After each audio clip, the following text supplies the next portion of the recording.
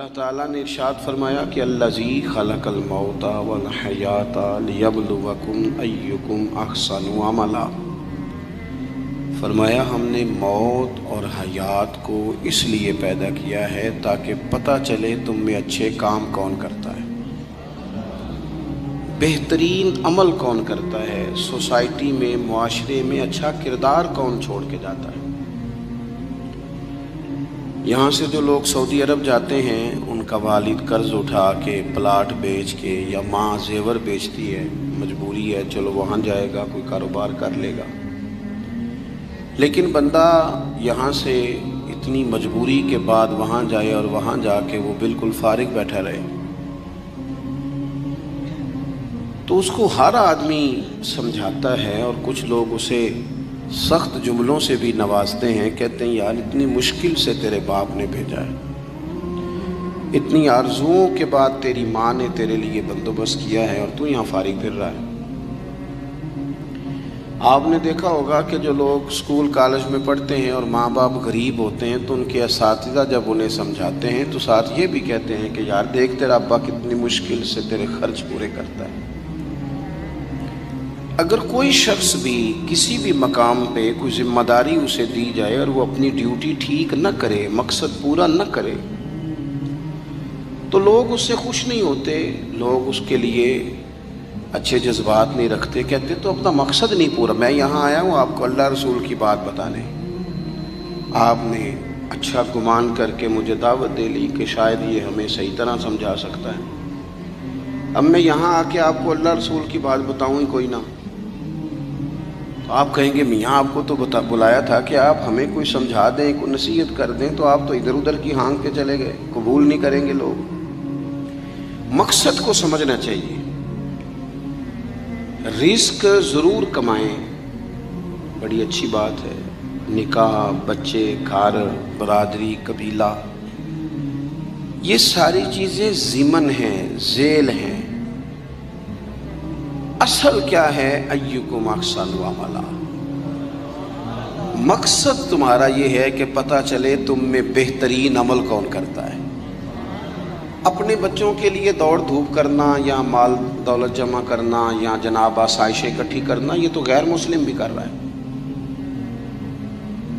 میں اکثر کہتا ہوں کہ یہ دیندار طبقہ ہے، میری طرح کے لوگ ہیں، تو ایک بندہ 6 گھنٹے کا سفر طے کر کے آیا ہے، اس نے اسے دیندار سمجھا ہے، نیک آدمی سمجھا جب ہی آیا نا، کتنا بڑا اس نے اسے مقام دیا ہے کہ اسے حضور سید عالم علیہ السلام کے دین کا نمائندہ سمجھا ہے۔ یہ خطیب صاحب ہیں، یہ استاد صاحب ہیں، امام صاحب ہیں، پیر صاحب ہیں، کتنا بڑا اپنا مقام اگر بندہ کبھی سمجھے تو کتنا لوگوں نے اسے بڑا درجہ دیا ہے۔ اب ایک بندہ ولی سمجھ کے آ رہا ہے، اس کو کتنا درجہ ملے گا، لیکن اگر سامنے والا جس کو وہ اتنا مقدس مقام دیتا ہے کہ ولی سمجھتا ہے، اور اس بندے کا لالچ 2-4 ہزار ہو جائے، 15-20 ہزار 25 ہزار کی تقریر بیچے، نعت بیچے، دعا بیچے، معاذ اللہ، تو اس کا درجہ کتنا بڑا تھا اور وہ آ کہاں پہ گیا ہے۔ بھئی یہ کام تو کوئی اور کاروبار کر کے بھی کیا جا سکتا ہے، ضروری تھا کہ حضور کی تعریف کر کے تم کمائی اکٹھی کرتے تو کوئی اور کام کر لیتے، بڑے کام ہیں دنیا میں، کوئی اور کر لیتے۔ مقاصد ہمیشہ اعلیٰ رکھیں، چھوٹا مقصد، بڑے مقاصد۔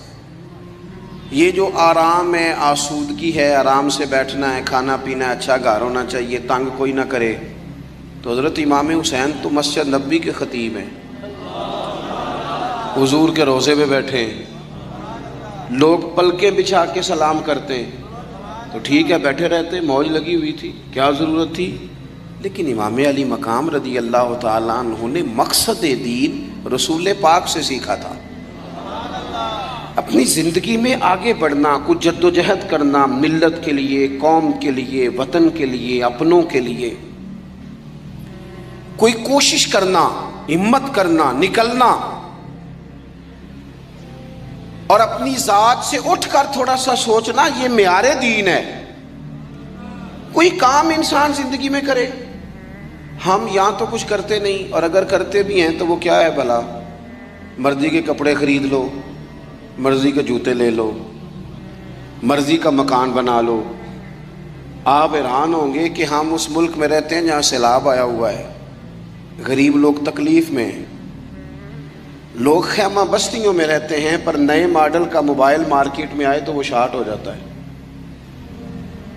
ایک طرف لوگوں کو رہنے کو جگہ نہیں، کھانے کو روٹی نہیں، اور دوسری طرف حال یہ ہے کہ لوگ کہہ رہے ہیں جناب گاڑی ہمیں پہلے چاہیے، گاڑی بک کرائیے، وہ پہلے مل جائے، 2-4 لاکھ زیادہ دینا پڑے تو ہم دے دیں گے۔ یہ مقصود نہیں۔ مقصد جب بڑا ہو جاتا ہے نا، بڑا، پھر خود بخود یہ چیزیں چھوٹی لگنے لگ جاتی ہیں۔ یہ جتنی دوڑ دھوپ ذاتی زندگی کے لیے یہ چھوٹی لگنے لگ جاتی ہیں۔ یہ بھلا لوگ اکتائے کیوں رہتے ہیں؟ مقصد اعلیٰ نہیں بنایا۔ چلے ایک بندے کا مقصد ہے میں نے شہرت حاصل کرنی ہے، ہو گئی شہرت، جہاں سے جاتا ہے لوگ سلوٹ مارتے ہیں، اب ختم ہو گئی زندگی۔ ایک شخص نے یہ مقصد بنا لیا کہ میں نے بہت سارا مال جمع کرنا ہے، تو ہو گیا مال جمع، تجوریاں بڑی پڑی ہیں، اندر کروڑوں روپیہ ہے، لیکن بیمار ہو گئے تو بیماری صحت پیسوں سے خریدی نہیں گئی، نہیں خریدی گئی۔ حضرت حسن بصری کہتے ہیں کہ میں ایک بادشاہ سے مجھے کوئی کام تھا، میں ملنے گیا تو مجھے پتہ چلا کہ بادشاہ سال میں ایک دفعہ اپنے گاؤں جاتا ہے۔ میں اس کے پیچھے اس کے گاؤں چلا گیا تو وہاں ایک قبر تھی۔ بادشاہ نے سب سے پہلے پڑھے لکھے لوگ لا کے قبر کے قریب کھڑے کیے، تو میں نے پوچھا یہ کیا ہو رہا ہے؟ کہنے لگے ذرا دیکھو، یہ بادشاہ کا ایک ہی بیٹا تھا، ایک کی اکلوتا اس کی قبر ہے۔ پڑھے لکھے لوگ پہلے کھڑا کیے، پھر اس کے بعد اس نے ڈاکٹر حکیم طبیب کھڑے کیے، پھر اس کے بعد اس نے فوجی سپہ سالار نیزہ باز گھوڑ سوار کھڑے کیے۔ یہ کیا ہو رہا ہے؟ تو کہتے ہیں مجھے بتایا گیا اس کا ایک ہی بیٹا تھا، بیمار ہو گیا، پھر فوت ہو گیا۔ بادشاہ سال کے بعد یہاں آ کے کہتا ہے پتر یہ سارے پڑھے لکھے لوگ میں نے تیری قبر پہ کھڑے کیے ہیں ملک کے، اگر علم لڑا کے تجھے بچایا جا سکتا تو شاید میں مرنے نہ دیتا۔ پھر یہ حکیم طبیب یہ سارے کھڑے ہیں، اور بادشاہ کہتا ہے بیٹا اگر یہ ساری ان کی دانائی دے کے تجھے بچایا جا سکتا تو شاید میں تجھے مرنے نہ دیتا۔ پھر بادشاہ سپہ سالاروں کو، گھوڑ سواروں کو، تیر اندازوں کو کھڑا کر کے کہتا ہے پتر اگر طاقتیں لڑا کے بھی موت روکی جا سکتی معاذ اللہ تو شاید میں روک لیتا۔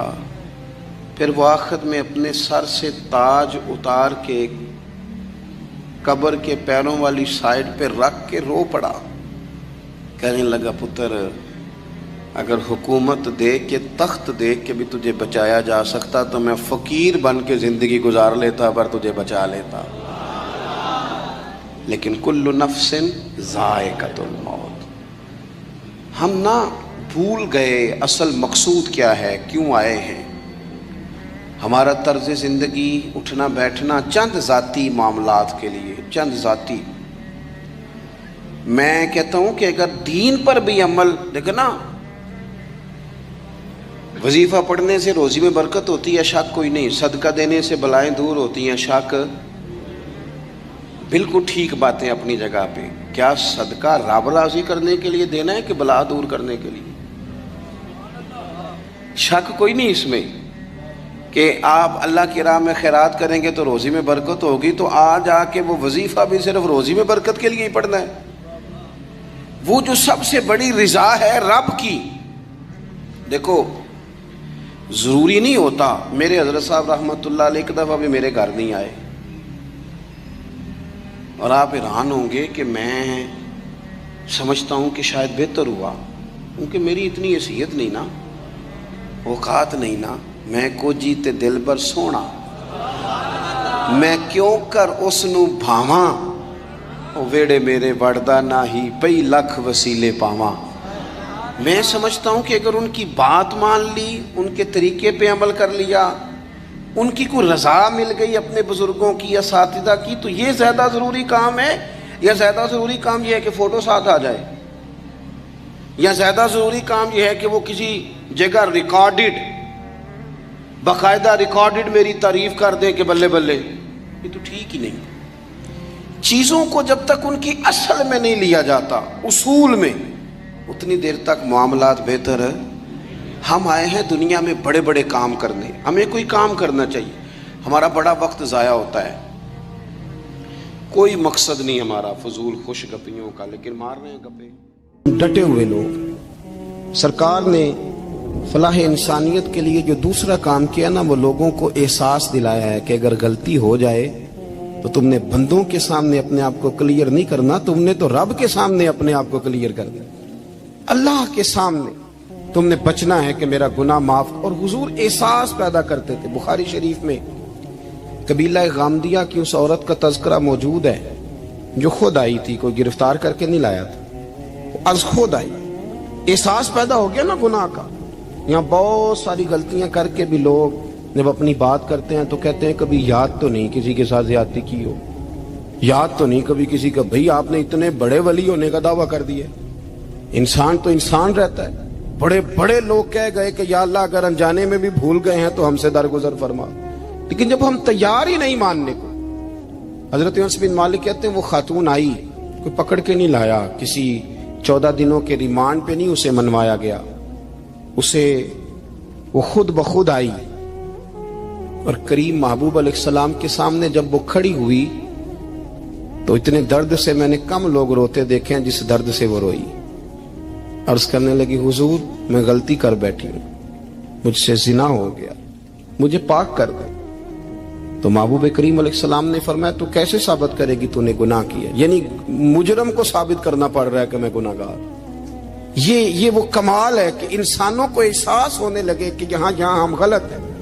जब एतराफ जुर्म होता है, जब बीमारी की तशखीस होती है तो फिर उसका इलाज भी हो जाता है। हजरत अनस बिन मालिक कहते हैं वो अर्ज करने लगी, हुजूर मेरे पेट में नाजायज बच्चा है। हुजूर ने फरमाया जा जब बच्चा पैदा हो तो फिर आना। वो 8 माह के बाद आई तो उसकी गोद में फूल सा बच्चा था। हुजूर ने फरमाया वापस जा, जब रोटी खाने लग जाए तो फिर आना। वो 2 साल 2.25 साल दूध पिलाती रही, फिर जब आई तो बच्चे के हाथ में रोटी का टुकड़ा था। करीम महबूब सल्लल्लाहु ताला अलैहि वसल्लम से आके जब उसने बात की तो वो दर्द से रोई, कहने लगी या रसूल अल्लाह 3 साल होने को हैं, मैंने गुनाह किया है, मैं सारी रात सो नहीं पाती। हुजूर तड़पती, अगर इस हाल में मर गई तो अपने रब को क्या मुंह दिखाऊं, मुझे पाक कर दे, मेरे हाल पे रहम फरमाए। महबूब करीम सल्लल्लाहु अलैहि वसल्लम ने बच्चा एक सहाबी को दिया, फरमाया बच्चों की तरह पालना, और कहा इसे ले जाओ, पत्थर मार मार के इसे संसार कर दो। सहाबा कहते हैं उसे पत्थर लग रहे थे और हुजूर बेचैनी के साथ टहल रहे थे। आके खबर दी, हुजूर वो तो विसाल कर गई, इंतकाल हो गया। फरमाया यहां तक तो बात उसकी थी। हजरत अनस बिन मालिक कहते अब महबूब करीम ने सहाबियात से फरमाया उसे गुस्ल दो, कफन पहनाओ, जनाजा तैयार हो जाए तो मुझे खबर करना। हजरत अनस बिन मालिक कहते हैं गुस्ल हुआ, कफन हुआ, जनाजा तैयार हुआ तो हैरान हम तब हुए जब मेरे महबूब ने फरमाया सफ़े बनाओ, मैं खुद जनाजा पढ़ाऊंगा, मैं खुद जनाजा पढ़ाऊंगा। और सरकार ने जनाजा पढ़ाया तो एक शख्स की जुबान से निकला, हुजूर इस मलऊन का माज़अल्लाह जनाजा जिसने नाजायज बच्चा जना, इसके लिए आप दुआ कर रहे हैं, जनाजा पढ़ा। हुजूर फरमाने लगे खामोश हो जाओ, तुमने गुनाह देखा है उसका एहसास नहीं देखा, तुमने गलती देखी है लेकिन उसकी तौबा का अंदाज नहीं देखा। और साहिब कंजुल उम्माल ने ये लफ्ज नकल किए हैं कि करीम महबूब फरमाने लगे उसने तो ऐसी शानदार तौबा की है कि अगर मैं अपनी सारी उम्मत में बांट दूं तो अल्लाह सबकी मगफिरत फरमा देगा। एहसास जब पैदा हो जाता है ना अपने दिल के अंदर कि यहाँ मैं गलत हूं। इन्नल आब्दा इज़ा तारफा सुम्मा ताबा ताबल्लाहु अलैहि औ कमा क़ाल नबी सल्लल्लाहु अलैहि वसल्लम रवाहु मिशकात। हुजूर ने फरमाया जब कोई बंदा कहता है ना अल्लाह मैं भूल गया था, और फिर वो तौबा करता है तो रब उसकी तौबा को फौरन ही कबूल फरमा लेता है। हजरत अब्दुल्ला बिन उज़ाफा जिहाद कर रहे थे, रूम के ईसाइयों ने गिरफ्तार कर लिया। 1000 आदमी ने मिल के पकड़ा, गिरफ्तार नहीं होते थे सहाबी। 1000 आदमी ने घेरा डाला, गिरफ्तार करके ले गए।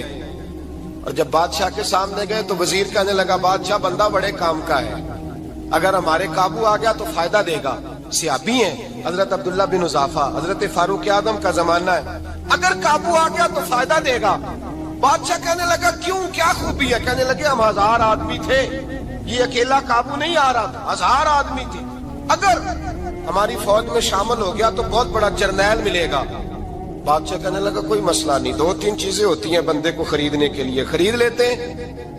بادشاہ کہنے لگا عبداللہ جتنی دولت تجھے چاہیے میں تجھے دے دیتا ہوں، میرے لشکر میں آ جا، معاذ اللہ اسلام چھوڑ دے۔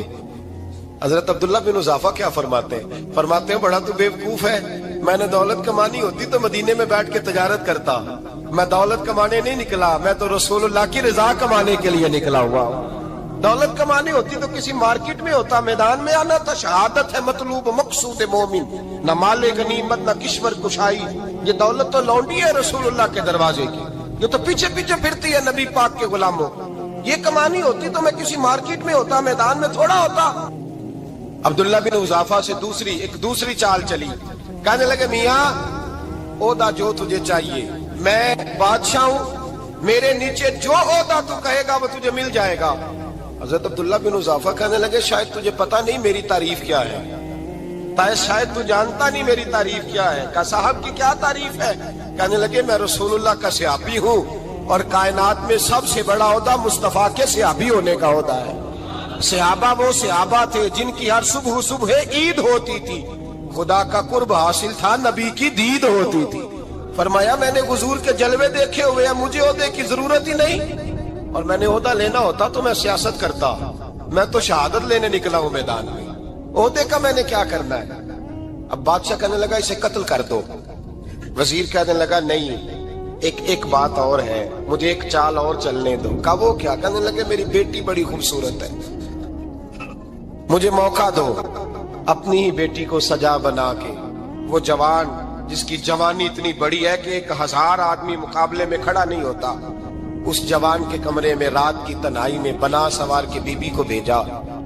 وہ بی بی کہتی ہے میں ساری رات بن سور کے اس صحابی کے کمرے میں بیٹھی رہی، لیکن یہ کیا شخص تھا، ساری رات ہی مسلح پہ بیٹھا رہا، ساری رات ہی، کچھ دیر تھک جاتا تو یہ کریم رسول پہ درود پڑھنا شروع کر دیتا۔ بی بی کہتی ہے سحری ہو گئی تو میں نے چھو کے دیکھا کہ انسان ہے کہ جن ہے، یہ بندہ ہے کہ فرشتہ ہے، چھو کے دیکھا۔ کہنے لگے پیچھے ہٹ جا۔ میں نے کہا میں نے تو سنا تھا تو 1000 کے مقابلے میں ہے، اور تو اتنا بے حس ہے کہ بنی صبری دلہن بیٹھی ہے، تو نے نظر نہیں کی؟ عبداللہ بن حذافہ، بی بی کہتی ہے نظر پھر نہیں اٹھائی، نظر پھر جھکی ہوئی ہے۔ کہنے لگے بی بی میں مجبور ہوں، اب میرے اوپر کوئی حسن نہیں چلتا، میں نے جلوائے بدوحا کا دیدار کیا ہوا ہے، اب میری نگاہوں میں جچتا نہیں کوئی، اس لیے کہ جیسے میرے سرکار ہے ایسا نہیں کوئی۔ کبھی بھی اب نہیں کسی کا میرے اوپر جادو چلتا، میں نے مصطفیٰ کو، اور کہا ذرا پیچھے ہٹ کے بیٹھ، مجھے میرے رسول نے غیر محرم سے بچنے کا حکم دیا ہے، ذرا پیچھے ہٹ کے بیٹھ۔ سحری کا وقت تھا، وہ بی بی کہتی ہے اس نوجوان کے جملے میرا سینہ چیر گئے، کلیجہ پھٹ گیا، چیخ نکلی، میں کفر کے عالم میں روئی۔ میں نے کہا مجھے بتا تو صحیح، آخر یہ جذبہ کہاں سے ملتا ہے، آخر یہ روشنی تو میں نے دیکھی نہیں، کہاں سے آتی ہے؟ ایک میرا باپ ہے جو بنا سور کے مجھے تیرے کمرے میں چھوڑ گیا، بتلا یہ کہاں سے کیف آتے ہیں؟ عبداللہ بن حذافہ کہنے لگے اگر کیف لینا ہے تو بھی میرے مصطفیٰ کا کلمہ پڑھ جا، آجا دروازے رسول پہ جھک جا، مل جائے گا۔ سویرے دروازے پہ باپ آیا بیٹی سے رزلٹ لینے، دروازہ کھولا تو بیٹی نقاب پہنے باہر آئی۔ باپ کہنے لگا کیا بلا؟ کہنے لگی پیچھے ہٹ جا، تو غیر محرم ہے، کافر ہے، میں مسلمان ہوں۔ اس نے کہا کیا ہوا؟ کہنے لگی تیرے جیسے کو باپ کہوں، تیرے جیسے کو جو مجھے استعمال کر رہا تھا، میں تجھے باپ نہیں مانتی، میں اب رسول والی ہو گئی، میں حضرت فاطمہ کی کنیزہ ہو گئی ہوں، میں اب نبی کریم کی خادمہ ہوں، خبردار میرے قریب نہ آنا۔ یہ داؤ بھی ناکام ہوا۔ اب حضرت عبداللہ بن حذافہ کے سامنے موت کھڑی کی، ایک کڑا میں تیل گرم کیا، کہنے لگے تجھے اس میں جلایا جائے گا۔ حضرت عبداللہ بن حذافہ رضی اللہ تعالیٰ عنہ جب جلنے کے قریب ہوئے تو رونے لگے۔ روم کا بادشاہ کہنے لگا شاید ڈر گیا ہے، کہنے لگے اب سمجھ آئی ہے، اب تجھے پتہ چلا ہے، چلا آ جا۔ حضرت عبداللہ بن حذافہ کہنے لگے تو کافر ہے، تیری کافروں والی سوچ ہے، اس لیے نہیں رویا کہ موت سے ڈر گیا ہوں، میں تو اس لیے رویا ہوں کہ ایک جان ہے وہ نبی پاک پہ قربان ہو رہی ہے، کاش رب مجھے 1000 جان دیتا، میں ساری مصطفیٰ پہ قربان کر دیتا۔ ایک سنار نے गली में एक यतीम छोटे से बच्चे को घूमते देखा तो सुनार बे औलाद था, बच्चे को उठा के घर ले आया। 18 साल उस बच्चे की परवरिश की, उसको पाला पोसा जवान किया। सुनार के पास वो दुकान पे चला जाता, वो कई दफा दुकान पे रहता, कई दफा घर में रहता। एक दफा वो दुकान पे था, बच्चा घर था, 18 साल का जवान। उसकी बीवी अकेली थी। वो जिसने मां बन के पाला था उसने उसी पे हमला कर दिया, उसका बाजू बुरी नीयत से थामा। बीवी चीखी, थोड़ी देर गुजरी तो वो नौजवान पैरों में बैठ गया, कहने लगा अम्मा पता नहीं मुझे क्या हुआ। शाम को सुनार आया, बीवी चीखने लगी, चिल्लाने लगी, कहने लगी आज अजीब बात हुई, जिसको मैंने जिगर का खून दे दे के पाला उसी ने गंदी नजर डाली। सुनार महवे हैरत है। बीवी का ख्याल था कि लाठ उठाएगा, डंडा उठाएगा, नौजवान को मारेगा, लेकिन वो रोने लग गया। उसने कहा आज उसने मेरा बाजू थामा है, जाने क्या किया है। परेशान होने लग गया, सजदे में गिर गया, कहा तू बताता क्यों नहीं। तो वो सुनार कहने लगा उसकी गलती नहीं, 18 साल के बाद आज मुझ पर भी शैतान सवार हुआ था। एक औरत आई थी, वो अपने बाजुओं में चूड़ियां पहनना चाहती थी तो मैंने भी गंदी नजर से हाथ डाला था। रब करीम ने मुझे फौरन उसकी सजा दी। जिनके घरों में बेटियां होती हैं उनकी नजरें गंदी नहीं होती। जो बेटियों के बाप होते हैं, जो बहनों के भाई होते हैं, उनकी नजरें गंदी। और अगर तू टेलीफोन करता है, तू किसी औरत के साथ ताल्लुक रखता है तो ये बात लिख ले, इमाम फखरुद्दीन राजी 1, अल्लामा इस्माइल हकी 2, मुल्ला जलालुद्दीन रूमी 3, इमाम खाजन 4, इमाम जलालुद्दीन सयूती 5 हदीस के उस्ताद और मुहद्दिस लिखते हैं कि अगर तू किसी पर गंदी नजर डालेगा तो तेरा घर बच सकता, याद रख, नहीं बचेगा। इसलिए कि तेरी नजर किसी की बेटी को बेटी समझ, ताकि तेरी बच्ची का पर्दा कायम रहे।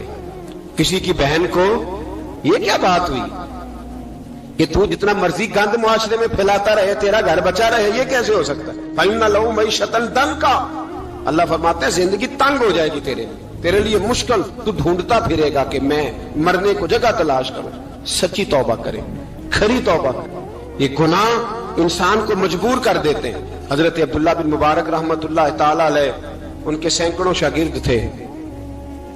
एक शागिर्द के इंतकाल का वक्त आया तो घर गए मिलने।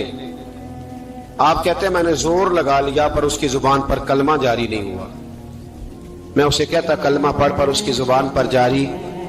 अल्लाह अकबर, बहुत बड़ी नेमत है। दुआ फरमाए अल्लाह ईमान की मौत अता फरमाए, ईमान की मौत दे अल्लाह करीम, ईमान की मौत दे। ऐसे भी लोग देखे हैं, मस्जिद नबवी है, रसूलुल्लाह का शहर है, सर सजदे में है, रूह परवाज कर गई। रूह पर कितना नसीबों वाला है, कितना नसीबों वाला है कि मस्जिद नबी में सर सजदे में रखा है और अल्लाह तबारक व तआला ने महबूब के कदमों में मौत अता फरमाई। तो हज़रत अब्दुल्ला बिन मुबारक कहते हैं मैंने उसको कहा कलमा पढ़, तो उसकी जुबान पे जारी नहीं होता। मैं बार बार कहता तो वो मिन्नत करता, कहता हुजूर मैं कोशिश करता हूं, जारी नहीं होता। फरमाते मैं परेशान होके उठा, अभी मैं दरवाजे पे पहुंचा था, उसने चीख मारी और रूह परवाज कर गई। बच्चे रोने लगे, बीवी रोने लगी। तो मैंने उसकी बीवी से कहा कि जुर्म क्या करता था, इतना बड़ा पापी पे कलमा जारी नहीं हुआ। उसकी जोजा कहने लगी हजरत जी 2 गुनाह थे इसके। एक तो ये शराब का आदी था, रोकती थी बाज नहीं आता था, और दूसरी बात यह कि ये अपनी अम्मा का नाफरमान था। वो 2 गलियां छोड़ के रहती है, ये कभी मिलने नहीं